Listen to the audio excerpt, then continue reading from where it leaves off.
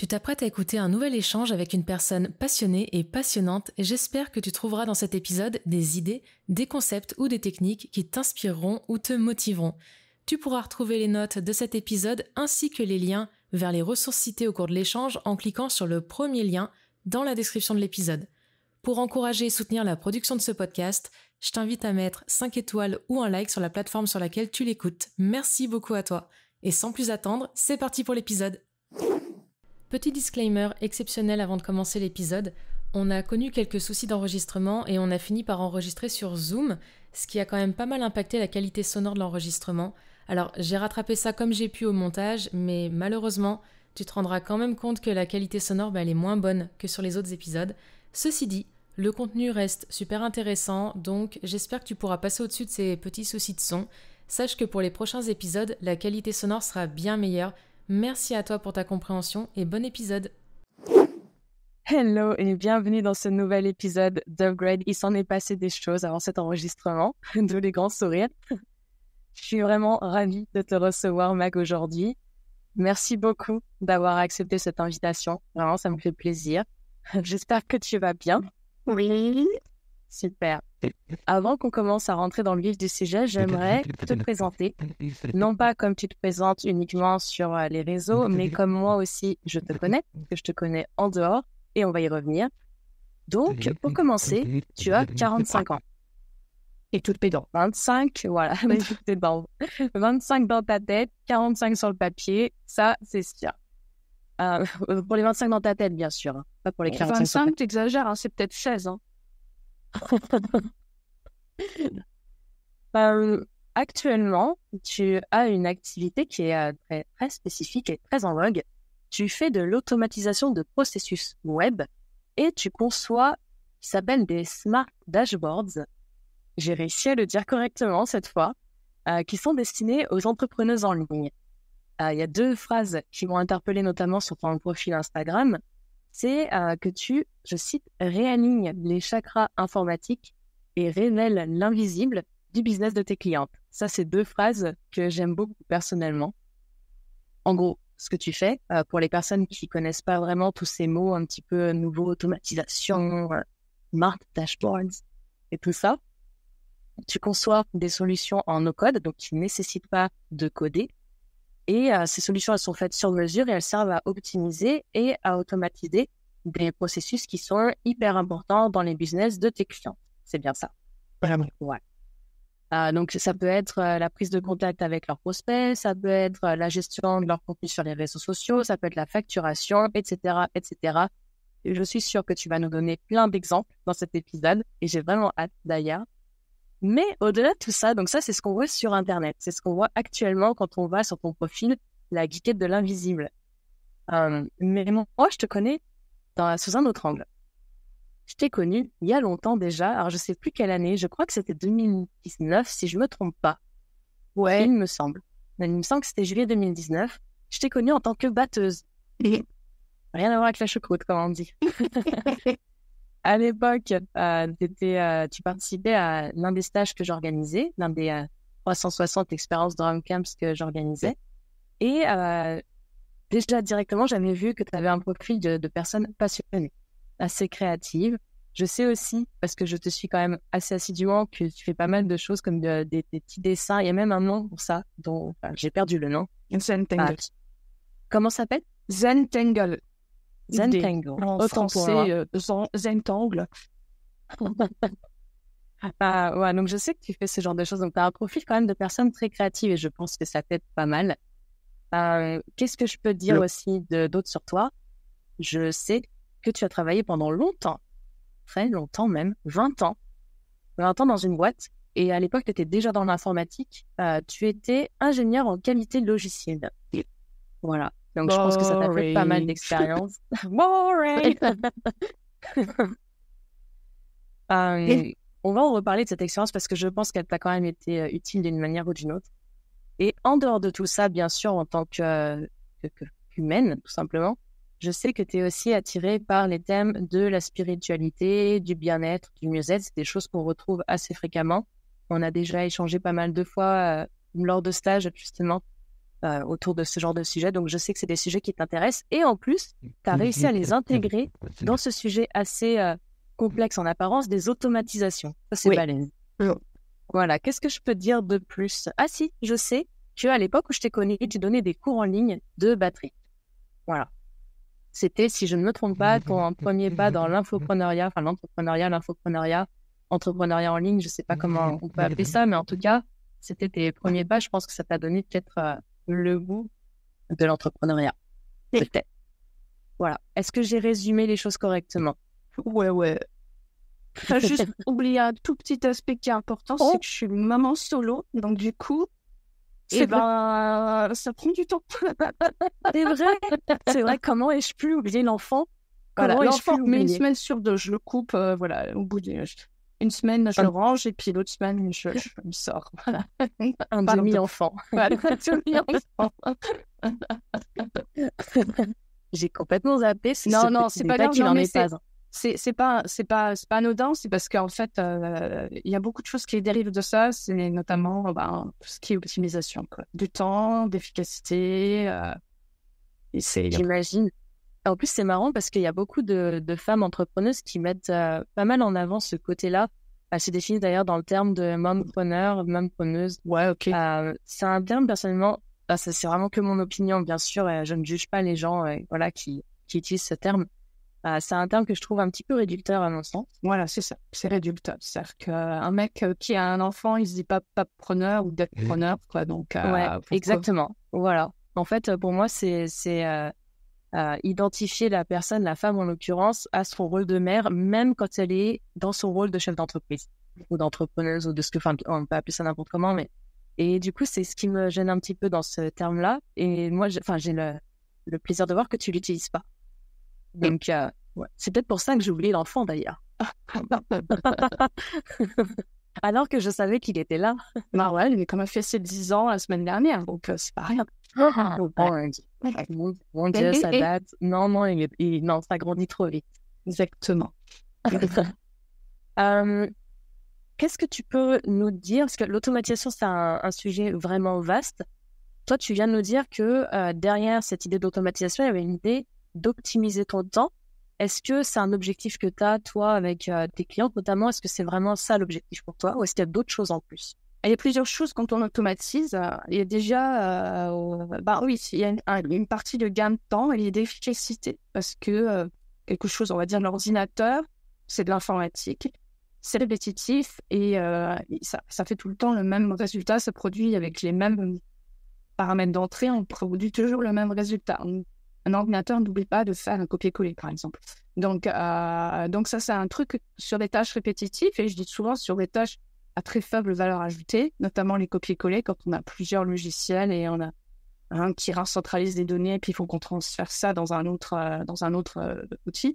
Il n'y a rien de plus pénible et plus, je dirais, chiant. Hein. Voilà, je ne sais pas si il est PG, je ne sais pas quoi, ton podcast, mais tu mettras des bips si tu veux au montage. Que de faire du copier-coller à non plus finir, quoi. Donc ça, c'est un truc on peut gagner du temps là-dessus et puis on peut se décharger, et c'est surtout ça, décharger l'esprit de toutes ces petites tâches qui nous encombrent. Ah oui, j'ai encore oublié de créer la fiche contact dans, je sais pas, dans mon CRM, dans mon logiciel de gestion de contact, etc. Et ça s'empile et ça s'empile. Donc l'automatisation, elle est là pour prendre le relais là-dessus et de se décharger mentalement et se gagner un petit peu de temps. Ça va pas être des heures, on va pas se mentir, on va pas gagner des heures, mais c'est juste que c'est bout à bout, et c'est surtout moi ce que je remarque vis-à-vis des clientes que j'accompagne, c'est la sérénité. Ça apporte une certaine forme de calme mental en disant j'ai plus besoin de me soucier de ces genres de trucs, quoi. Ça apparaît et c'est juste là, et puis voilà, on n'y pense plus. Donc il y avait de ça. Et quand tu disais que quand tu m'as connu, que je faisais mes cours de batterie en ligne, à l'époque, j'étais encore salariée.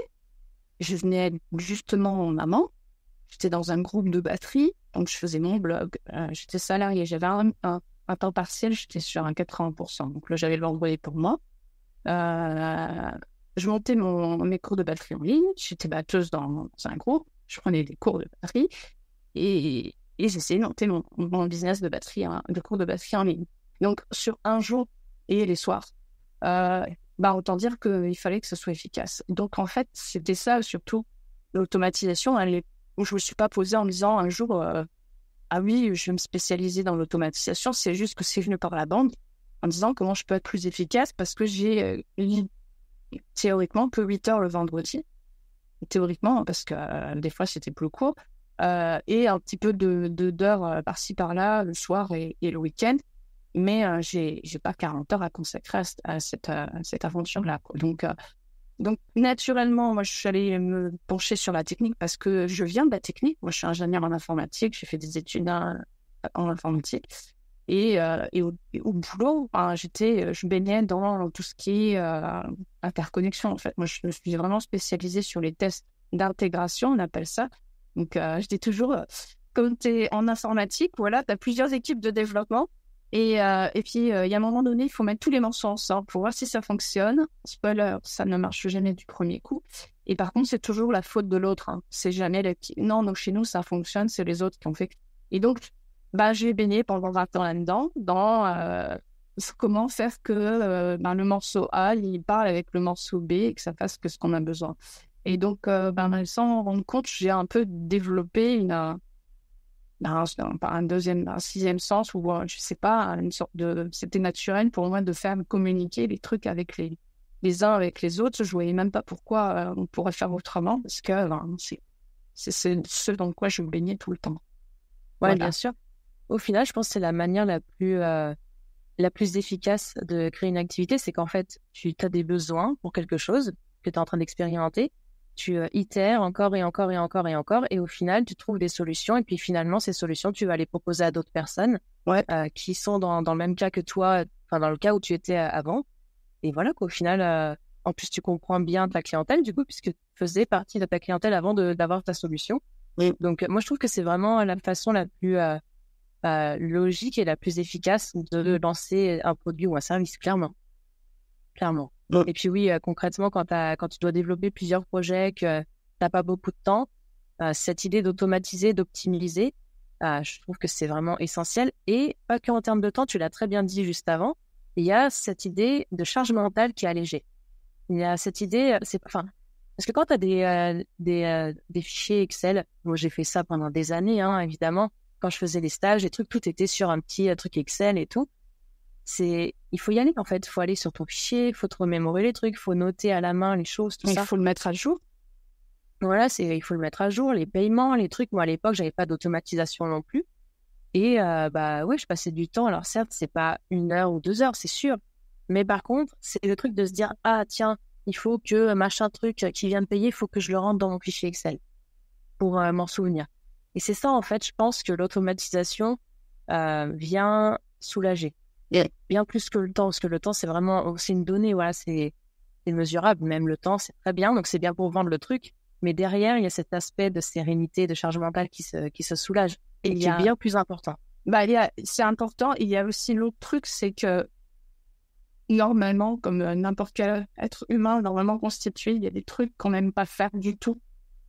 Et je dis souvent, les premières choses qu'on peut automatiser, qu'on doit automatiser, c'est justement cette accumulation de petites tâches répétitives qui n'ont pas beaucoup de valeur ajoutée et qu'on aurait tendance à oublier et qui met les bouts à bout, les unes en parallèle. Ça commence à faire beaucoup. Et en automatisant ça, on se décharge, on libère un peu de charge mentale. Ça, c'est un aspect. Et un deuxième aspect, c'est contrairement à ce qu'on pourrait penser et aussi des fois, contrairement à ce que je pourrais mettre en avant, c'est aussi automatiser les trucs, mais qu'on aborde, quoi. Enfin, qui nous font. Voilà, c'est là, moi, typiquement, c'est la compta. Ah, ouais. La compta, j'envoie mes factures normales parce que si je veux payer, il faut que j'envoie mes factures, mais après, il faut que je mette mes factures dans le système de compta. Le truc, c'est que j'ai pas monstre de factures par mois, j'en ai peut-être 3-4, tu vois. Mais j'ai toujours autre chose à faire. Toujours, au moment où je dois allumer le logiciel de comptabilité, en plus il est en néerlandais, ça aide pas, j'ai tout qui le poil qui se hérisse, c'est vraiment une bouffée d'anxiété, j'aime pas, quoi. Et puis j'ai farfouillé, puis j'ai trouvé qu'on pouvait intégrer mon logiciel de comptabilité avec mon logiciel de facturation. Donc aujourd'hui, quand j'envoie une facture, elle va toute seule dans le logiciel de compta. Honnêtement, ça m'a pris 3-4 heures à mettre tout ça en place. Mais ces 3-4 preuves-là, déjà, ça m'a éclaté parce que j'adore faire ce genre de trucs. Et de deux, maintenant, j'y pense plus. Et aujourd'hui, je sais que quand j'ai mes factures avec mon logiciel de facturation, elle est transférée dans mon logiciel de comptabilité à mon comptable, il est content. Et j'ai plus besoin d'y penser, quoi. Et donc, c'est ce truc-là, c'est le truc... bon, là, c'est un peu exagéré dans le sens où, finalement, je devais le faire, quoi. Mais il y a des fois des trucs, on n'aime tellement pas les faire qu'on les fait jamais. Et si on les automatise, au moins, elles ont le mérite d'être faites. Voilà. C'est ça, au moins c'est fait, parce que sinon, c'est trop facile de procrastiner sur des tâches comme ça. Typiquement, la compta, la paperasse, c'est vraiment des choses... c'est rare les entrepreneurs qui aiment ça. Ouais, même, c'est des trucs bêtes, des trucs, tu vois, il y a des gens, ils aiment bien aller chercher leurs stats à droite et à gauche, et puis il y a des gens, ça les emmerde, quoi. Donc, il y a pas de ça, d'aller les chercher les stats. Pour ça que les dashboards, c'est quelque chose que j'automatise, parce que c'est facile de dire à quelqu'un, va chercher tes chiffres à droite et à gauche. Oui, c'est facile de le dire. Mais si la personne, elle ne le fait pas, elle n'a pas ses chiffres. Alors que si tu as un dashboard qui va chercher les chiffres tout seul, en fait, le dashboard, ça devient le nouveau meilleur ami de la personne. Et j'ai pas mal de clientes m'ont dit, moi, c'est mon fond d'écran, quoi. Je l'allume le matin et puis il est là. Et parce qu'il va chercher les données tout seul, quoi. Et donc, ils ont accès en permanence à leurs données, le nombre de prospects qui sont rentrés. Si on fait on l'intègre avec les ventes, ils ont un match avec les ventes. Donc, tous ces chiffres qu'il faut suivre, en fait, quand tu as une activité, en fait, elle est automatisée. Ça que tu n'as rien besoin de faire. Et d'ailleurs, en parlant de ça, parce que là, on parle de tellement de choses qu'on peut automatiser. Il y a les ventes, il y a tout. Enfin, parler de stats, je parlais de compta. Est-ce qu'on peut tout automatiser, ou est-ce qu'il y a des choses qu'on peut pas ou qu'on devrait pas automatiser? Parce que ça, c'est quand même une question. Je pense que l'automatisation, ça peut amener une sorte de facilité, entre guillemets, enfin, en tout cas, une fois que c'est mis en place. Et je pense qu'il y a beaucoup de gens qui peuvent être attirés par ça et qui peuvent se dire, OK, donc moi, je fais plus rien, quasiment plus rien. Et du coup, c'est tout les logiciels qui vont faire à ma place. Est-ce que c'est une bonne idée? Il y a tellement de questions là-dessus. Alors, ouais, ce qu'on peut automatiser, honnêtement, avec la technologie et les possibilités qu'on a aujourd'hui, c'est impensable. Enfin, il y a des trucs maintenant, même tout ce qui est les appareils connectés. Demain, on aura peut-être un smart frigo, tu vois, qui te dira ce que tu as pu dans ton frigo. Et limite, tu pourras peut-être automatiser ta liste de courses en fonction de ce qui reste encore dans ton frigo. On n'en est pas loin. Je crois que ça existe. Je crois que ça existe déjà. Voilà. Il me semble, j'ai déjà entendu parler d'un truc comme ça. On n'en est pas loin, quoi, parce qu'aujourd'hui, tu vois, tu as ChatGPT, tu lui files une photo, il est capable de l'analyser. Et si, je veux dire, tu lui dis, c'est la photo de mon frigo, dis-moi ce qui manque. Il est capable de te dire ce qui manque. Et donc, en fait, on n'en est pas loin, ou même, c'est un truc de fou. Voilà, donc je veux dire, qu'est-ce qu'on ne peut pas automatiser? Tout ce qui n'a pas, on va dire, d'API, donc tout ce qui n'est pas connectable avec le reste du monde, donc voilà. Et sinon, le reste, la sky is the limit, comme ils disent les Anglais, c'est-à-dire que c'est vraiment l'imagination qui serait la limite. Maintenant, il ne faut pas automatiser. Attends, juste une petite question. Je suis désolée, je te coupe en plein milieu, mais j'ai une petite question pour les novices qui peuvent écouter. Tu as parlé d'API, est-ce que tu peux très rapidement définir ce que c'est? Alors, une API, c'est un peu technique. En fait, c'est la petite porte. C'est la petite porte. Quand on entre sur un logiciel, nous, pour interagir avec un logiciel, on a besoin d'un écran avec des champs et puis on a une souris, des boutons, etc. Et c'est comme ça que c'est une interface graphique avec laquelle on peut interagir avec le logiciel. Les ordinateurs, ils n'ont pas besoin de ça. Ils ont juste besoin les systèmes entre eux, ils ont juste besoin qu'on expose des fonctionnalités par des fonctions, en fait. Et ces fonctions, elles sont appelables à distance, en fait. Voilà, donc j'ai une bague connectée. Je sais que la bague connectée, elle transfère des données. Et puis, je peux interroger le système qui stocke les données de ma bague connectée en disant, donne-moi les données de sommeil de la nuit dernière. Et donc, ce sera vraiment que les données sommeil. je lui donne les paramètres en disant, c'est la nuit dernière, et puis lui va me donner, t'as dormi tant d'heures, tu t'es levé tant de fois, c'était du sommeil de type A, B, C, D, E. Voilà. Et donc ça, c'est le chemin court, c'est sommeil. Mais la bague, elle fait autre chose, elle surveille aussi mon activité physique, etc. Et donc, si j'ai envie d'avoir accès à d'autres types de données, type mon exercice, qu'est-ce que j'ai fait comme activité, je vais rentrer par la petite porte, donne-moi les données liées à ton activité et sur la journée d'hier. Et lui, il m'a dit, tu as fait du vélo, tu as marché, voilà, pendant combien de temps, le nombre de kilomètres, etc. Donc, c'est des trucs qu'on verrait sur un écran qui seraient rassemblés, mais on peut y accéder par les portes de derrière, quoi, où il n'y a pas d'écran. Et ça, c'est une façon de communiquer entre deux logiciels. Voilà. Ok, c'est une définition très claire. Et en plus, j'aime bien la petite métaphore avec la porte. Tout ça, c'est très simple à comprendre. Merci. Du coup, t'en étais à qu'est-ce qu'on ne devrait pas automatiser? Parce que ça, c'est vraiment une question, je trouve, qui est hyper intéressante. Parce que comme on peut automatiser tellement de choses, les possibilités sont tellement infinies, est-ce que c'est une bonne idée d'automatiser tout ce qu'on peut automatiser au final? En fait, c'est une question d'éthique pour moi. C'est-à-dire que techniquement, on est capable d'automatiser énormément de choses et c'est jusqu'où on veut aller dans l'automatisation. Parce qu'avec de l'automatisation, on perd de l'humain. C'est normal. C'est des machines, ça reste des machines, même si on met du ChatGPT dedans, qui a l'air de parler comme un humain, ça reste des machines.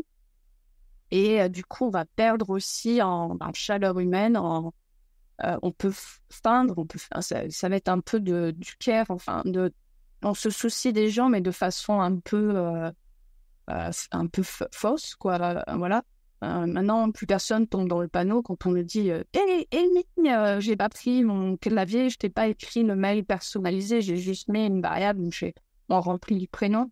À l'ère des newsletters, tout le monde, maintenant, il y avait que ma grand-mère pour croire que c'était Julien Lepers qui lui écrivait je te promets que c'est vrai.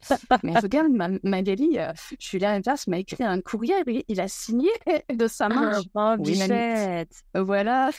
Bon, ça, elle était âgée d'une autre génération. Voilà.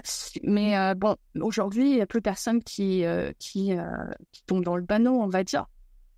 Mais aujourd'hui, on peut aller vraiment très très loin. On peut même maintenant faire des vidéos où elles sont générées avec soi-même, quoi. Une super chaîne YouTube à regarder, c'est celle de Shubham Sharma, voilà.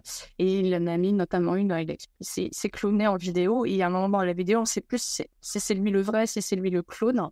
Il explique comment il fait. Donc, on a des possibilités techniques énormes. Et aujourd'hui, moi, j'estime que c'est un peu comme c'est de l'éthique dans le sens de dire on va automatiser des choses pour se simplifier la vie. Aussi pour délivrer un service, on va dire, de meilleure qualité, parce que quand les étapes, elles sont jamais sautées, notamment, je pense à des processus d'onboarding. Alors, en français, je ne sais jamais comment on dit, c'est d'accueil, quoi. Quand il y a un nouveau client qui arrive, tout le process qui lui permet d'arriver, voilà. Il y a... Si c'est bien fait, il y a des étapes qui sont hyper claires et c'est limpide pour le client et il sait qu'il est entre de bonnes mains. Et donc là, ça fait du sens. C'est normal d'automatiser ça. Il faut être transparent vis-à-vis de ça en disant tu vas recevoir un email automatique, tu vas remplir un formulaire, le formulaire va déclencher un autre email automatique, etc.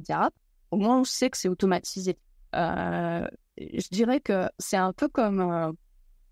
tel que je vois les choses aujourd'hui, c'est que quand on utilise de l'automatisation et de l'intelligence artificielle, limite, il faudrait le dire, un peu comme on va avoir sur les réseaux sociaux maintenant, c'est pas les algos qui la rajoutent, c'est les gens, ils disent ce morceau-là a été généré par de l'intelligence artificielle.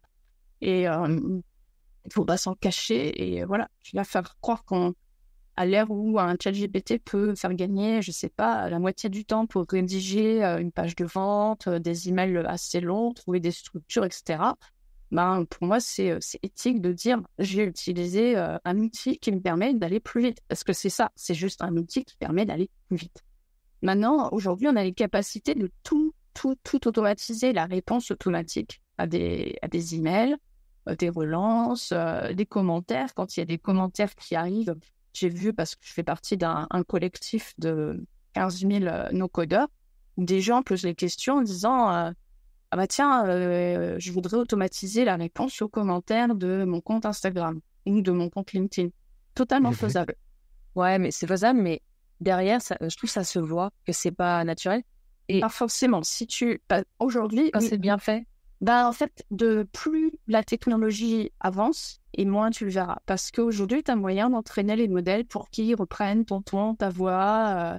Et je pense que d'ici 6 mois, 1 an, on ne verra plus la différence. C'est dingue.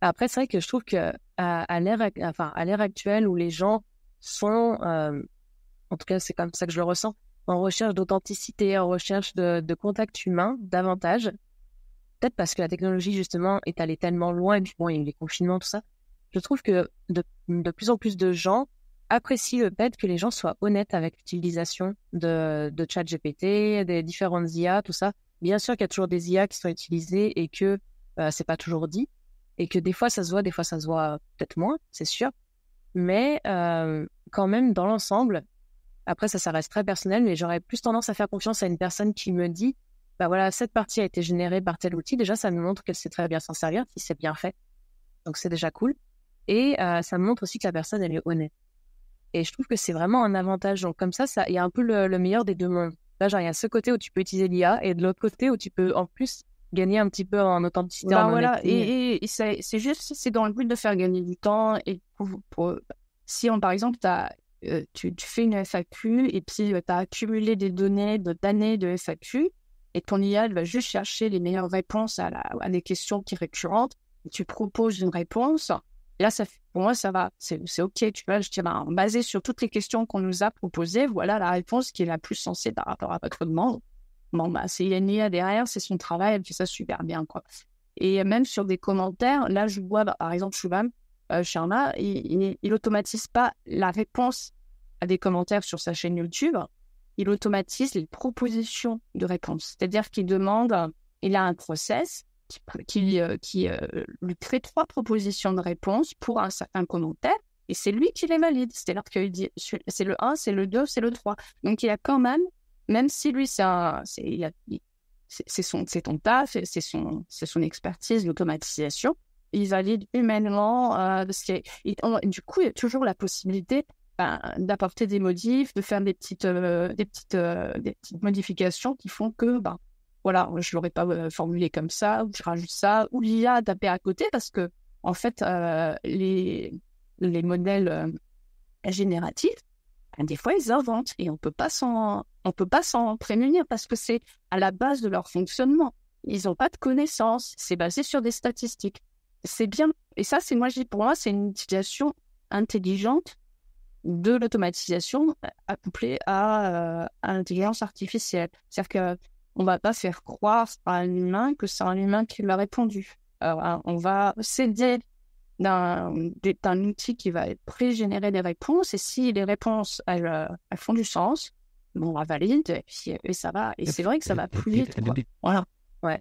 Et c'est vrai que c'est important, cette notion de réponses qui sont correctes, tout ça, qui ont du sens. Je me rappelle, j'avais même fait un épisode de podcast là-dessus, je crois que c'est de mémoire l'épisode 3. C'était Faut-il faire confiance à ChatGPT. Je lui avais fait quelque chose d'assez basique, hein. Je lui avais demandé, après avoir publié l'épisode sur les 10 lois de gestion du temps, je lui avais demandé de me résumer ces fameuses 10 lois. Donc, j'avais donné les noms des lois, et j'avais demandé à côté le résumé de chaque loi. Et il y en avait certaines, mais il était complètement à côté de la plaque, mais vraiment, ça n'avait rien à voir avec la loi dont je parlais. Pourtant, c'était des lois qui étaient relativement connues, mais non, il n'y avait pas moyen, hein. Il était à côté de la plaque. Donc, c'est vrai que les IA n'ont pas toujours les vraies réponses, les bonnes réponses. Ça peut arriver qu'elles se plantent. Ça peut arriver aussi qu'elles ne comprennent pas forcément ce qu'on dit. Alors, je sais que ça peut vouloir dire aussi que les prompts ne sont pas bons, tout ça. C'est souvent ça. Mais notamment, moi, j'avais vu dans les générations d'images, j'ai eu énormément de moments où je me suis dit, mais ça a tombé chèvre, en vrai. C'était incroyable. J'adore cette vieille expression. C'était incroyable. J'avais demandé de générer des images, mais qui étaient très simples. C'était juste des lignes. Genre, littéralement, c'était par exemple le Rubik's Cube que j'ai maintenant dans la newsletter. J'avais fait un test pour voir si je pouvais le générer avec DALL-E. Donc, j'avais mis, dessine-moi un Rubik's Cube. Par contre, je ne veux que les lignes extérieures, machin, enfin bref. J'avais fait tout un paragraphe. Et il m'avait sorti des trucs avec des ombres, avec des trucs. Et je lui avais dit, écoute, tu refais exactement le même dessin, sauf les ombres. Je ne veux plus d'ombres. Non, mais en fait, il comprend pas la négation. C'est-à-dire que si tu lui dis ne me mets pas les titres avec des majuscules, il va mettre tout le focus sur les majuscules et tu vas te retrouver avec 10 000 majuscules. Voilà. Et du coup, c'est un truc, il vaut mieux passer par des exemples de ce que tu veux plutôt que des exemples de ce que tu veux pas. Voilà. Donc, ça marche beaucoup mieux.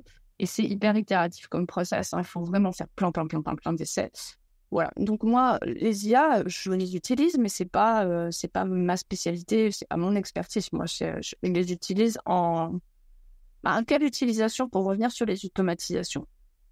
En tant qu'outil, tu vois, je les utilisais dans 2 cas de figure, là récemment, un pro, un perso. Laquelle tu fais en premier? Franchement, la perso, j'aime beaucoup. La perso, c'était, il a fallu que j'analyse mes dépenses perso pour savoir, parce que par rapport à mon salaire que je me verse, pour savoir si ça tenait la route, et puis les budgets par poste que j'avais fait voilà, un peu comme ça, quoi. Tu dis, allez, pour la bouffe, c'est tant, pour les sorties, c'est tant, pour le transport, c'est tant. Et puis, il y a un moment donné, il faut savoir si tu es dans les clous. En fait, est-ce que les estimations de tes dépenses sont avec les dépenses réelles? Et donc, du coup, je me suis dit, ça en plus, c'est un process que je vais devoir répéter souvent, de devoir catégoriser toutes mes dépenses, si c'était un resto, si c'était des courses, si c'était pour l'appart, si c'était tout ça, ça me saoule. Et là, je me suis dit, mais ça, c'est typiquement le genre de truc où les IA sont très, très bonnes. Tu lui injectes un fichier où tu as déjà fait la catégorisation à la main, il faut quand même pas mal de lignes. Et tu lui demandes, voilà, j'ai une nouvelle dépense, bim, fais-moi une analyse de description et propose-moi une catégorie. Et ça, j'ai fait ça en peut-être 1 heure, 1 heure et demie. Donc, la catégorisation en amont, elle a pris un petit peu plus de temps. Il fallait catégoriser 6 mois de dépenses. Voilà. Et une fois que c'est fait, parce qu'il y a des trucs qui sont, par exemple, les impôts, c'est qu'une fois par an, mais c'est bien que, voilà. Et donc, et en plus, comme moi j'habite aux Pays-Bas et les termes, des fois, c'est un peu waouh, qu'est-ce que c'est que ce truc-là? Lui, il s'en fiche, il sait, puis il fait une recherche sur Internet, il sait que c'est les impôts, il sait que c'est les allocs, il sait que c'est, voilà, il sait. Donc, il est plus facile à les catégoriser dans certains cas. Et là, ça, je l'ai intégré dans le process, car que maintenant, 1 fois par mois, je fais mes extraits de compte, et puis je lui forme le dossier, enfin le fichier pré-catégorisé avec les nouvelles façons. Et il me met à jour ma feuille avec les catégories. Et donc, du coup, ça me prend plus de temps du tout. Et voilà. Et avant, où j'avais pas du tout, on était vraiment pile poil dans le cas de figure où je le faisais pas parce que ça me broutait sévère. Et donc, c'était au petit bonheur la chance, quoi. Peut-être que j'étais dans mes budgets, peut-être que j'y étais pas, je le faisais juste pas. Maintenant, je le fais. Et puis bon, voilà, non, j'ai mes yeux pour pleurer parce que l'inflation, elle est passée par là. Mais grosso modo, je peux plus dire que je sais pas. Et ça me prend plus de temps. Et j'ai un petit dashboard joli avec des couleurs qui se mettent en automatique si je suis dans le budget ou pas.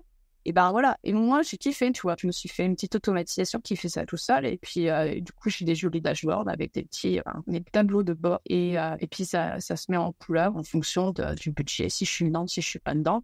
Donc, je vois les mois où c'est plus vert. Moi, je dis, là, j'ai mieux géré. Et puis, là, c'est rouge. Je me suis dit, purée, là, j'ai été un peu délirée sur... ou alors, tiens, les impôts sont arrivés ce mois-ci. Ça m'a plombé un petit peu. Mais voilà. Mais limite, ça permet de rendre les choses un petit peu à la base pénible, plutôt agréable au final. T'as réussi à tourner quelque chose de chiant en quelque chose de cool et puis de fun. Voilà. Un peu ludique, ouais, voilà. Et puis, je fais ça aussi avec les heures que je bosse. Je sais que j'ai des objectifs de facturation et j'ai des automatisations qui me rapatrient les heures que j'ai facturées, les heures que j'ai pas facturées qui viennent d'un autre logiciel. Et ça les met ensemble et puis ça me fait ça alimente en données des tableaux de bord qui, tous les matins, quand j'allume mon ordinateur, c'est la première chose qui s'allume et je sais où j'en suis par rapport à mes objectifs de facturation, sur mon chiffre d'affaires prévisionnel, voilà, parce que parce qu'il n'y a pas le choix en fait, parce que si je bosse pas, je gagne pas ma vie, quoi. Donc voilà. C'est l'automatisation pro dont tu parlais justement, le suivi de tes heures, tout ça. Combien tu factures à tes clients? Ah non, celle que je pensais, c'était celle où j'utilisais l'intelligence artificielle en combinaison avec l'automatisation. C'est quand je fais des études de cas, tu vois, je publie des vidéos ou des études de cas, c'est le résumé de la vidéo, donc l'extract, la transcription automatique, le résumé, il me fournit des exemples ou des idées de titres pour la vidéo et il fait le chapitrage à peu près. Voilà, et j'avoue qu'avant, je le faisais pas parce que ça me faisait toujours de peine, voilà. Et du coup, c'est un truc en plus. C'est pas forcément méga super précis. Des fois, le chapitrage, il est un peu olé olé, mais c'est mieux que rien. Et je me dis, au moins, c'est sur une vidéo, je sais pas, des fois, les études de cas, elles font 45 minutes. On aborde plein de sujets, un peu comme aujourd'hui, tu vois. Et ça aide les gens à trouver des concepts ou des idées qui ont été abordées dans la vidéo et je mets ça dans la description, voilà. Ou alors sur mon site internet, je fais la même chose, quoi. Quand je mets les études de cas sur le site. Tout ce process-là de transcription, de proposition de titres, de trouver les concepts phares qui ont été abordés et tout ce qui est l'horodatage, tout ça, c'est ChatGPT qui me le fait, quoi. Mais en automatique, moi, je lui soumets la vidéo et pouf, après, il extrait tout ça et ça arrive dans mon Notion et puis voilà. Et concrètement, comment ça fonctionne? Parce que, par exemple, moi, j'utilise ChatGPT, j'utilise Notion. J'ai utilisé quelques logiciels comme Zapier, Make à de très rares occasions, mais quand même, j'ai mis un petit pied dedans au moins. Au moins ce mérite-là. Mais concrètement, quand on entend, par exemple, cet exemple-là, oui, il y a ChatGPT qui me fait ça en automatique. Est-ce que tu peux expliquer comment ça se met en place tout ça? Voilà, donc l'outil central de l'automatisation, c'est justement un logiciel d'automatisation de type Zapier ou Make. Moi, le logiciel que je préfère, c'est Make parce que je trouve qu'il y a beaucoup plus de possibilités que Zapier. Mais c'est un peu comme Pepsi et Coca-Cola, on peut faire des guerres de clochers si on a envie. Bon, moi, je suis le team Make. Et tout fonctionne le concept d'une automatisation, ça part d'un déclencheur. Et les déclencheurs, ils peuvent provenir vraiment de plein d'endroits différents. Et aujourd'hui, Make et Zapier, ils peuvent se connecter à plus de 5000 types d'applications. Donc, ces déclencheurs, ils peuvent arriver de partout. Et un déclencheur, c'est vraiment, par exemple, un mail qui est envoyé sur un Gmail. Tu reçois un mail, c'est un déclencheur.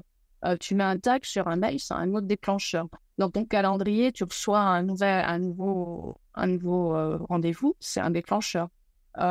Si tu as une plateforme de formation en ligne, un paiement ou bien un nouvel inscrit, même un défaut de paiement, enfin des fois un élève qui passe il a fini un chapitre ou il a fini un quiz, tout ça, ce sont des déclencheurs. Et ces déclencheurs-là, ils sont exposés par les logiciels, par les apps, quoi, en disant, voilà, moi j'ai tout ça comme genre de déclencheur. Et puis pour boucler la boucle, les fameuses API dont on parlait tout à l'heure, les API, je te disais, c'était une porte d'entrée, mais ça peut aussi être une porte de sortie, c'est-à-dire que j'expliquais que c'était pour accéder aux données qui sont sur un autre logiciel. On utilise une API en disant, donne-moi mes données de sommeil. Mais on pourrait aussi avoir dans l'autre sens en disant, par exemple, si on a une application qui surveille le heartbeat, la fréquence cardiaque, on pourrait dire, si ça dépasse, je sais pas, la personne, elle a une condition fragile, si ça dépasse les 540, envoie une alerte, tu vois. Et c'est l'application qui possède les données qui va envoyer une alerte et elle va envoyer une alerte à quelque chose qui s'appelle, on dit des webhooks. Donc en gros, c'est quelqu'un qui écoute. C'est comme dans les sous-marins avec ils écoutent et ils écoutent sur une certaine fréquence, on va dire. Là, en l'occurrence, c'est une adresse URL. Enfin, c'est un lien en particulier. Donc tout ce qu'ils reçoivent là, c'est pour eux. Et s'ils reçoivent quelque chose, ils réagissent. Et donc on pourrait dire, voilà, par exemple, ta fréquence cardiaque, elle a dépassé les 140. Avec Make ou avec Zapier, je reçois l'information, alors j'envoie un SMS à ta femme. Voilà, et ça, aujourd'hui, on est capable de le faire, tu vois. Est-ce qu'on a les outils pour faire ce genre de choses? Donc, il y a deux types. Tu peux aller chercher des données ou alors tu peux réagir à un déclencheur. Donc là, typiquement, moi, ce que j'ai fait, c'est que je mets pour repartir sur l'exemple des transcriptions automatiques, j'ai fini de faire mon enregistrement. J'ai l'enregistrement, voilà, comme on est en train de faire. Je le mets sur un Drive, sur un Google Drive ou un truc comme ça. Ça me sert de déclencheur. Voilà. Et il va du coup détecter le fichier.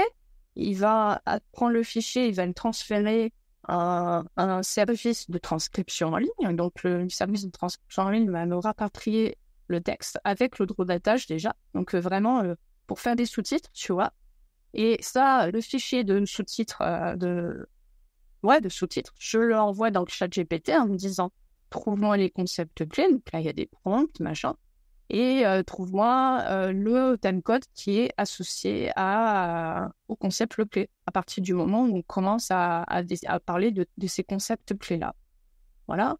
Et puis, comme il a analysé le texte, tu peux lui dire, à partir de ce texte-là, fais-moi des propositions de titres. À partir de ce texte-là, propose-moi, je crois que je fais même, des punchlines. Donne-moi 15 idées de punchlines pour les mettre sur Instagram. Voilà. Et donc, il prépare tout ça. Et puis, c'est lié. Et puis, à la fin, et donc la colle, c'est vraiment ce fameux logiciel d'automatisation, Zapier en mec, et qui fait le lien entre tous ces systèmes-là. À la fin, tu sauvegardes tes données à un endroit. Alors là, pour le coup, moi, j'ai choisi Notion parce que c'est là où je mets mon calendrier éditorial. Mais au tout début, quand je n'avais pas ça, je le mettais simplement dans un document Google, un Google Doc, et puis il mettait voici le résumé de l'épisode avec les titres, etc., etc. Et en plus, si tu le paramètres bien, parce que comme tu peux aussi le faire analyser un peu des documents et des emails, ou toi, des façons que toi, tu as déjà écrit, tu lui dis, analyse ce style, le ton, la forme, la structure, garde le style, utilise le tutoiement, etc. Et donc, du coup, ça se rapproche vachement bien de ta façon de parler, parce que c'est sûr que si tu lui donnes pas de contexte, il va te recracher un truc un peu standard, un peu plat. Et une fois que tu lui as filé un petit peu de contexte, il est capable, puisque c'est toujours à peu près les mêmes structures. Et c'est là où c'est fort. C'est-à-dire que écrire, par exemple, une newsletter ou écrire un bouquin, ça va être compliqué pour ChatGPT. Par contre, écrire un texte qui a tout le temps la même structure, et qui utilise tout le temps le même ton, ça, c'est beaucoup plus facile, quoi. Voilà.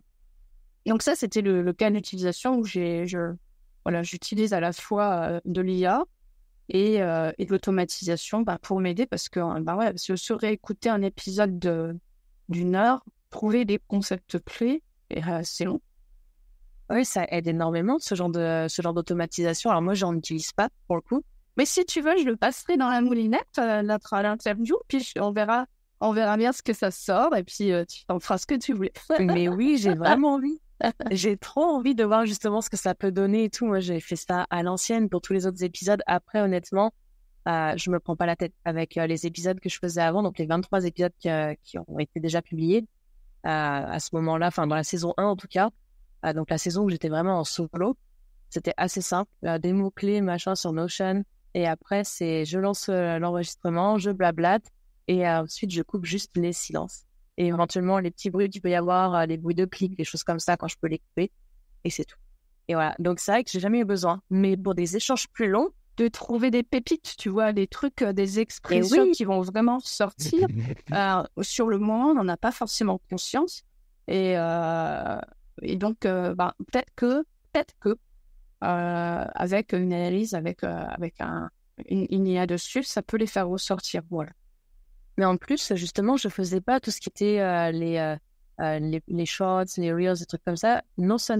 Pas forcément parce que j'aimais pas spécialement les plateformes comme Instagram, tout ça. C'est vrai que j'en consomme de moins en moins et j'en poste plus. Ça fait partie vraiment de la strat aussi. Je poste que des stories et puis un petit peu à droite à gauche ailleurs, mais pas sur Insta. Et pas sur YouTube non plus. Mais par contre, c'est vrai que une chose qui m'avait retenu pour faire ce genre de Reels, c'est justement le fait de devoir repasser derrière, de devoir trouver les trucs, de devoir faire des edits, tout ça. Moi, personnellement, ça me prenait la tête et j'avais pas envie de passer des heures et des heures là-dessus, parce que déjà, le podcast, c'était quelque chose que je faisais à côté, au début. Et parce que j'ai d'autres activités à côté, je fais d'autres choses et je peux pas passer 10 heures par semaine à faire de l'édit, quoi. Et quand j'entends ce genre d'automatisation que tu as mis en place, je me dis, en fait, ça peut vraiment être super utile, même pour des petites choses comme ça, comme un podcast avec des épisodes en solo. Enfin, ça peut être tellement, tellement utile, ce genre de choses. Vraiment. Ouais. Et j'ai l'impression qu'en plus, les automatisations, et il y a aussi, par extension, mais là, c'est vraiment les automatisations au sujet, j'ai l'impression que ça peut être utile à tous les entrepreneurs, tous les indépendants aussi, peu importe le métier qu'ils font, parce qu'on a tous des choses à faire comme la facturation, la compta, l'administratif, les trucs comme ça qui sont répétitifs. Donc déjà ça, on peut l'automatiser. Et puis après, toutes les autres choses comme la création de contenu, les choses comme ça, pour ceux qui en font, c'est pas le cas de tout le monde, mais pour ceux qui en font. Et je trouve que ça peut être, les opportunités et les possibilités sont tellement énormes. C'est incroyable, quoi. Et du coup, c'est vrai que dans ce genre de choses, on pourrait se dire, quand on commence notamment un business, on n'a pas forcément envie de passer du temps à passer sur la com, tout ça, parce que ça prend énormément de temps. On pourrait avoir tendance à vouloir tout automatiser très vite. Et c'est peut-être pas une bonne, c'est pas une bonne solution. Bah, en fait, déjà, surtout quand on commence un business, on ne sait pas encore où on veut aller, pas trop. On a une idée, mais on ne sait pas si ça fonctionne. Et on peut passer beaucoup de temps sur l'automatisation, à automatiser un truc qui ne marche pas. Et parce qu'en fait, on a oublié de dire un truc, c'est qu'une fois que c'est automatisé, ça rigidifie le process. C'est-à-dire que c'est pas flexible. Hein. Une fois qu'on l'a fait comme c'est fait et tout est automatisé, on ne peut pas dévier du process. Alors que nous, quand on le fait, on a des libertés en tant qu'humain, quoi. Et ça, c'est important parce que si on automatise trop tôt, je dirais, déjà, on peut passer beaucoup, beaucoup de temps parce que ça se fait pas en 3 minutes. Hein, il faut réfléchir, il faut mettre à plat le process. Je sais que toi, tu as regardé ton process d'interview. Il a fallu le penser, quoi, avant de trouver qu'est-ce qui va où et quoi et dans quoi. Voilà, si c'est pas clair, on peut pas vraiment l'automatiser. Et des fois, on a tendance à faire des usines à gaz au début, alors que le truc, il n'a pas montré ses preuves. Et j'ai eu le cas avec une cliente où je m'étais aussi, moi, complètement... j'étais à fond, quoi. Elle était hyper enthousiaste. Elle allait ouvrir un espace de coworking. Il fallait lui trouver une solution de gestion des inscriptions à son coworking. Et donc, du coup, on s'est vraiment cassé la tête pour lui trouver une solution pour gérer ses inscriptions. Elle a payé un logiciel, etc. Pour au final se rendre compte que ça ne marchait pas le coworking. Ouais. Et c'était pas une histoire de logiciel, c'était juste qu'il n'y avait pas de clientèle derrière. C'est que les gens, ils venaient pas, quoi. Et on en a passé. Voilà. Et on en a passé du temps et à essayer de mettre un process qui était bien avec la facturation et tout. Ah ouais, si ça avait fonctionné, ça aurait été chouette. Parce que ça lui aurait fait... elle avait peur de se noyer dans l'administratif de la gestion de son coworking. Mais au final, il aurait fallu qu'elle commence à la main. Parce que ce serait aperçu tout de suite que ça ne fonctionnait pas. Et elle aurait économisé quelques milliers d'euros pour le coup. Parce que tout en logiciel et en prestation, parce qu'elle avait fait appel à moi, oui, c'est du temps, c'est de l'argent et du temps qu'elle aurait pu passer, ne serait-ce qu'à faire les réservations à la main au début, tu sais, papier, crayon. Mais ça, il y a beaucoup de gens qui sont réticents à faire ça. En fait, il y a beaucoup de gens qui essayent d'arriver directement avec la solution parfaite. Moi, je peux être coupable à 100%. Je fais aussi partie de ces gens qui ont essayé de trouver toutes les solutions à une situation donnée. Par exemple, si je vais avoir une situation, n'importe laquelle, mais vraiment des trucs tout bêtes, je vais avoir tendance à me dire, OK, pour avoir cette solution, OK, il faut que je mette ça en place. Pour mettre ça en place, il y a ça à régler avant. Pour régler ça, il faut que je fasse ça. Pour ça, ça, ça, ça, ça.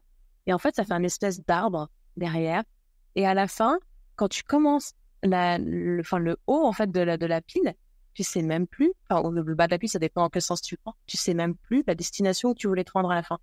Parce que tu te dis, OK, t'as fait un tel truc, je sais pas, l'étape 1 sur 8 par exemple, et en fait, au bout de l'étape 1, tu dis, mais j'avais pas pensé à ça, donc tu refais un autre truc. Et en fait, le temps que tu arrives à l'étape 8, tu t'es tellement dégoûté à l'étape 3 ou 4 que tu lâches l'affaire et l'étape 8, tu l'atteins jamais en fait. Et si ça se trouve, ton chemin de 1 à 8, il n'était pas le bon. Mais en plus, c'est ça. Voilà, tu sais pas si ça a été le vrai chemin, c'était pas le vrai process, est-ce que ça a vraiment se déroulé comme ça? C'est On ça. sait pas. Et tu sauras Et dans jamais. l'informatique, voilà, tu le sauras jamais. Voilà. Voilà. Et c'est pour ça qu'il faut toujours passer une première fois vite dedans, essayer de lancer dans l'informatique. Donc, mon métier d'avant, on parle beaucoup de minimum viable product, le MVP. Donc, c'est le produit minimum pour être viable, quoi. Ou grosso modo, sans ça, il y a rien qui marche. Et c'est limite des solutions bout de ficelle.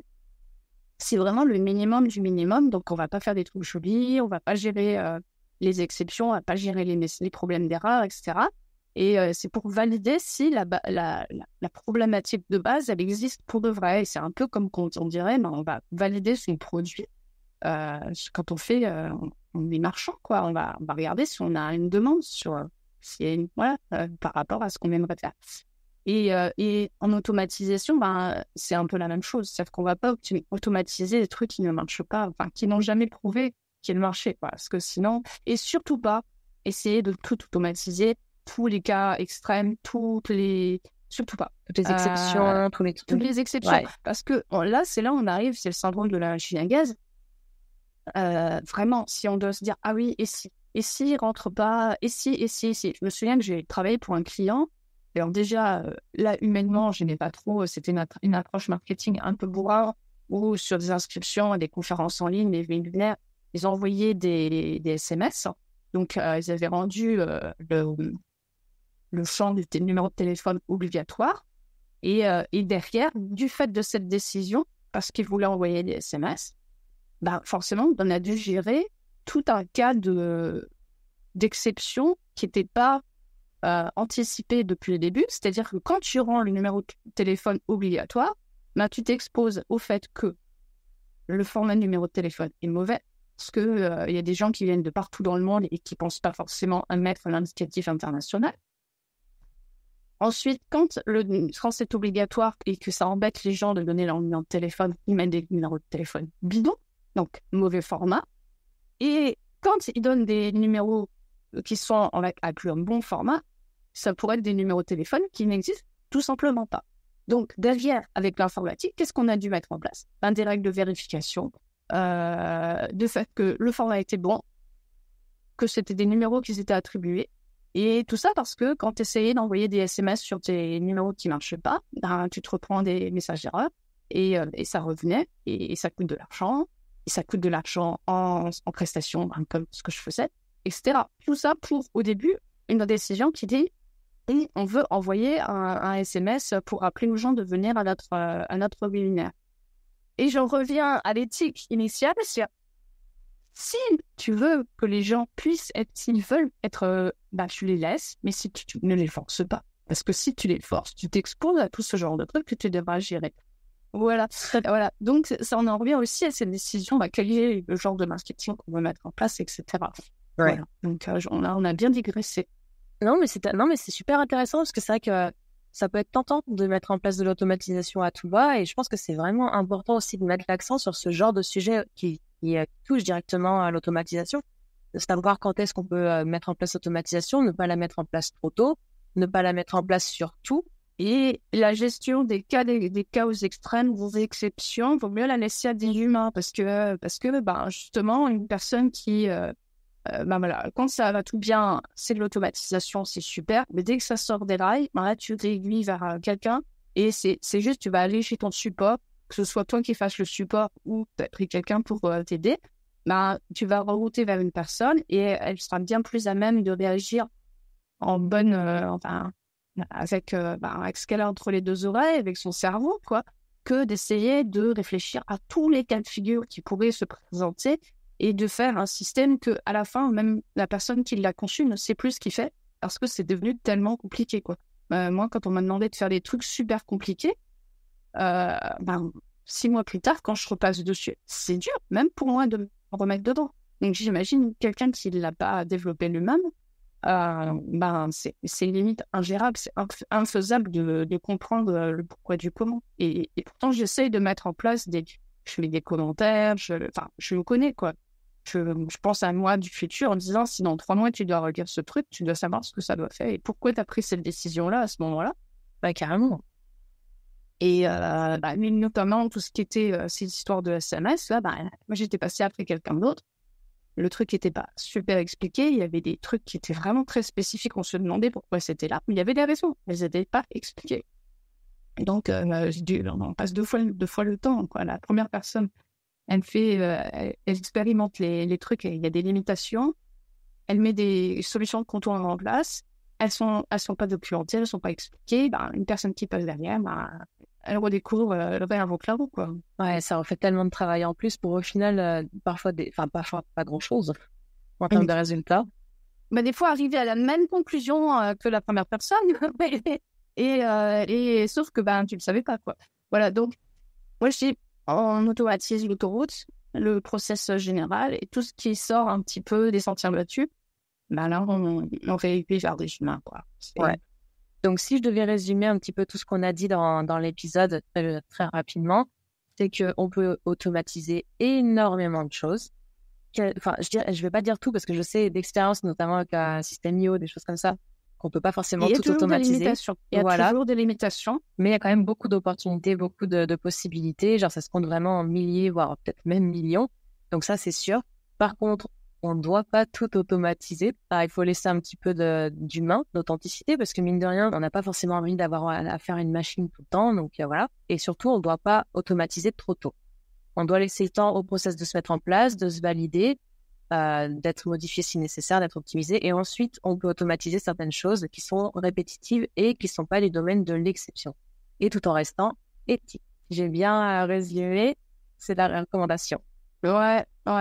Et pour rebondir sur quand automatiser et quand pas l'automatiser, ce que je conseille, c'est une histoire de business model. Tu vois, par exemple, Amazon, on sait que tout est automatisé, on sait qu'on ne reçoit pas d'emails écrits par des humains et ça nous paraît logique. C'est tellement, même la Redoute, on sait que tout ce qui la commande en ligne sur des sites comme ça nous paraît logique.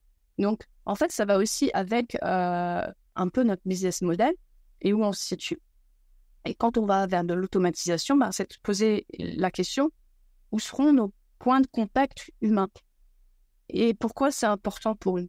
Voilà. Par exemple, répondre à des emails, ça peut être répondre à des emails de support.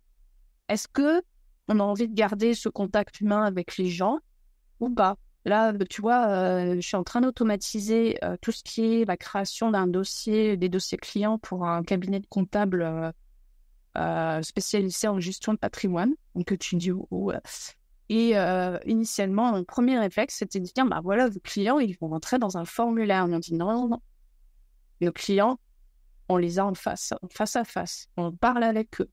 Au moment où on constitue leur dossier, il y a une chargée de dossier qui prend note des coordonnées, des informations du client, et c'est le chargé de dossier qui rassemble ces données.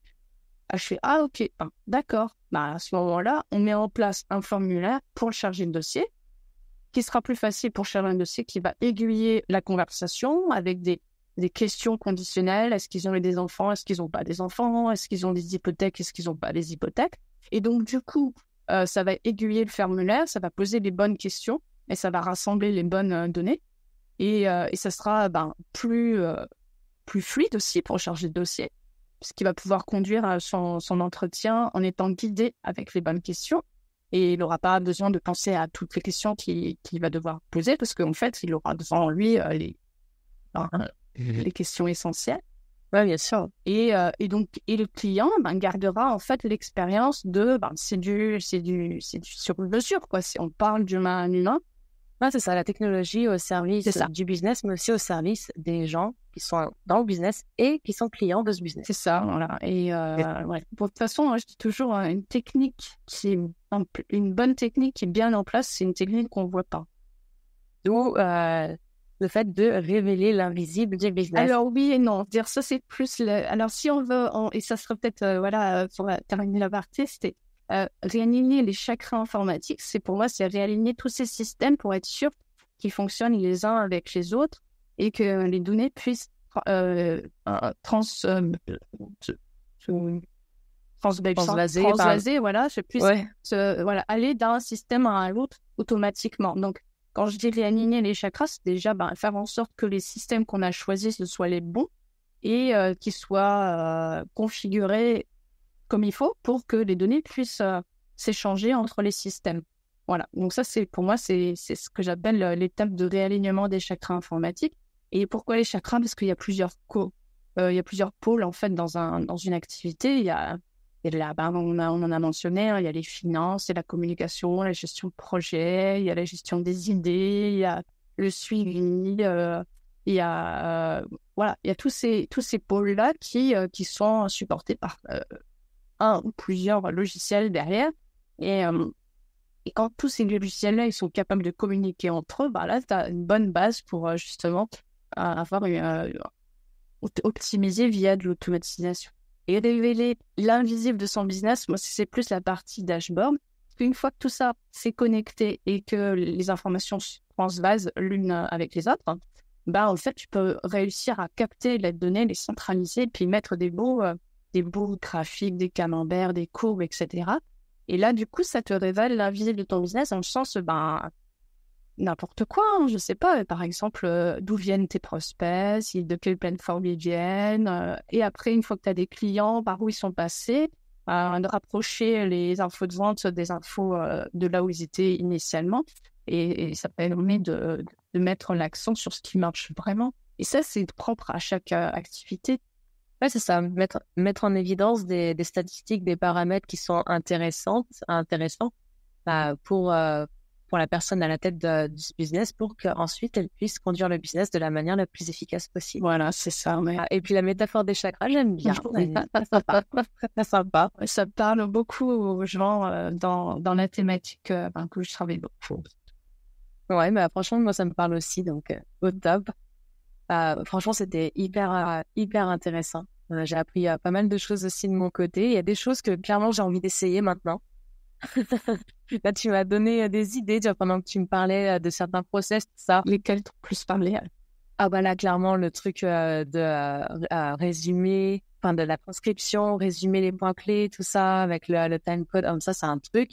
J'ai vraiment envie d'essayer. Mais t'as un tuto, j'ai mis un tuto sur YouTube, tu devrais le regarder. Il explique les concepts. Il explique les concepts. Et d'ailleurs, justement, en parlant des liens, tout ça, on peut te retrouver sur Instagram. Ouais. Tu peux nous répéter ton arrobase? Ouais, mais mon compte, c'est geekette de l'invisible avec des points. Donc, geekette comme une geekette, et 2 points, L point, l'invisible. Voilà. Si vous tapez geekette de l'invisible, vous me trouvez. Voilà. Les liens seront dans la description de l'épisode, bien entendu, mais c'est vrai que c'est toujours sympa aussi de les dire à haute voix. Déjà parce que le nom est sympa, Geekette de l'invisible, c'est mignon, c'est drôle. Donc je mettrai les liens, bien sûr, je vais aller regarder la vidéo aussi. Il y avait une dernière chose, si, bien sûr, la petite question de la fin, qui ne vient pas de moi du coup, mais de toi, puisque, comme je te l'ai expliqué avant l'enregistrement, bien sûr, mais pour les personnes qui écoutent, je vais expliquer le principe. Tu dois poser une question à l'invité qui va suivre dans le prochain épisode. Sauf que tu ne sais pas qui est cet invité. Tu sais pas si c'est un homme, une femme. Tu sais pas d'il ou elle vient. Tu ne sais rien de cette personne. Et tu dois leur poser une question qui peut être complètement what the fuck ou qui peut être très sérieuse, existentielle. Bref, c'est la question que tu veux. Ouais. J'ai une question qui m'est venue entre-temps parce que j'ai eu le temps d'y réfléchir. Ça sera plus une question existentielle. Pour les autres, je ne vais pas leur demander la pâte préférée, mais je dirais à la personne qui va me succéder, je vais leur poser la question, c'est si tu avais un conseil à donner à ton toi de toi qui a commencé avec tout le parcours que tu as eu maintenant dans ce que tu fais aujourd'hui, qu'est-ce que serait le conseil que tu te donnerais ouais. Elle est bonne, celle-là. J'aime beaucoup. Moi, j'ai une question beaucoup plus terre à terre. Pour toi, du coup. Beaucoup plus bateau. Elle a été entendue tellement de fois, mais à chaque fois, les réponses sont tellement différentes que j'aimerais bien savoir la tienne. Donc là, si aujourd'hui, tout autour de toi devait disparaître, sauf 3 choses. C'est-à-dire que, par exemple, il y a une apocalypse, je ne sais pas, quelque chose. Et là, tu as 3 choses qui peuvent rester avec toi. Je parle pas d'humains, je parle de choses. De choses? Qu'est-ce que c'est? Ouais. 3 choses. C'est très matérialiste comme question, mais justement, je trouve que c'est très intéressant de voir les réponses à chaque fois. Quelles seraient ces 3 choses que tu garderais avec toi? Waouh, mais c'est méga dur. Je sais. 3 choses. Et il n'y a plus d'humains, je suis toute seule. Les autres humains, il y a d'autres humains, mais ils sont chacun de leur côté. Tu vois, D'accord. genre, ton fils est encore là, tout le monde est encore là, tu vois, mais t'as le droit que de garder que 3 choses pour recommencer à zéro. Vache. Ben là, La colle. ouais, pour recommencer à zéro. Ah ouais, pour Ouais. recommencer à zéro. Ben moi, je partirais sur une pioche. Voilà, Bien. pour Ouais. faire du jardin. Voilà, parce que j'ai un potager. Donc en fait, je me ferais à manger. Enfin, je m'arrangerais pour pouvoir être autonome en nourriture. Donc on va partir sur la pioche.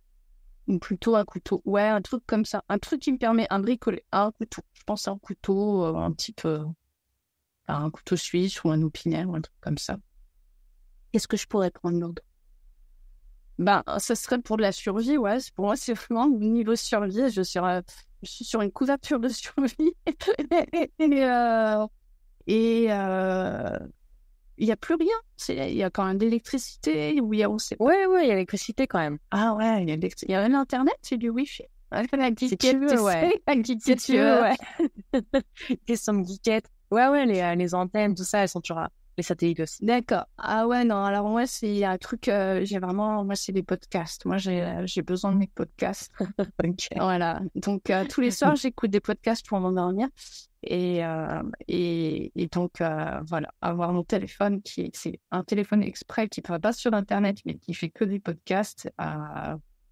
C'est ce que je fais. Et voilà, me chercher mes podcasts pour m'endormir. Donc, un couteau suisse, une couverture de survie et un appareil pour écouter des podcasts. Voilà. Ok. De facto. Ok, bah très bien, très bien. Super. J'adore ce genre de questions. C'est toujours drôle de voir ce que les gens racontent, de voir ce qu'ils répondent. Trop bien. En tout cas, merci beaucoup pour cet échange, pour tout ce que tu as apporté dans l'épisode. C'était vraiment hyper intéressant. On y est arrivé, ça n'a pas été sans difficulté. On en rigolera. Mais en tout cas, merci aussi pour ta flexibilité, pour la patience. J'ai eu vraiment de la chance que ce soit tombé sur toi, le fait qu'il y ait l'air informatique. Parce que bon, t'es quand même l'experte de ça, donc tant mieux. Bah écoute, ciao. C'était un grand plaisir. Merci en tout cas, merci beaucoup. Et voilà, j'espère que cet échange avec l'invité du jour t'a plu. J'aimerais beaucoup connaître ton avis sur cet épisode et sur les sujets abordés, donc je t'invite à le partager maintenant dans l'espace commentaire de la plateforme sur laquelle tu écoutes. Comme prévu, tu peux retrouver les liens vers les ressources citées dans l'épisode en cliquant sur le premier lien dans la description. Avant de partir, si tu peux laisser un like ou 5 étoiles sur la plateforme sur laquelle tu écoutes ce podcast, ça compte beaucoup pour moi et ça m'encourage à continuer de produire ce genre de contenu, donc merci beaucoup. On se retrouve dans le prochain épisode. D'ici là, prends soin de toi et très belle journée à toi.